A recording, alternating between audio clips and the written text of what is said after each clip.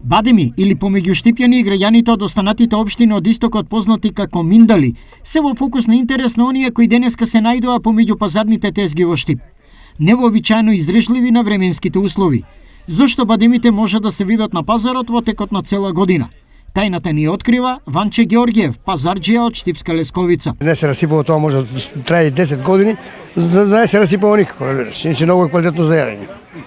Дали само во овој период се продаваат или? Не, секогаш се продават. По цела година.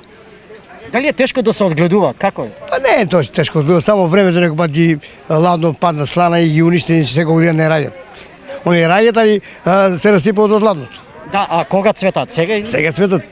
Цветат ушу у март месец они цветат. Добро, и овие сега ниски температури И ги уништува. Цветот го уништува и штетни сега. Да, штетни и нема плод. Системот скапо ефтино и овој пазарен петок актуелен помеѓу купувачите.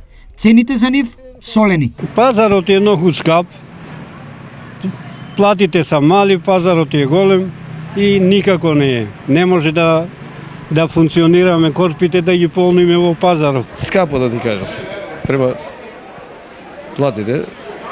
Скапо е се. Што е скапо? Пипер, патиџани, се зема по нешто.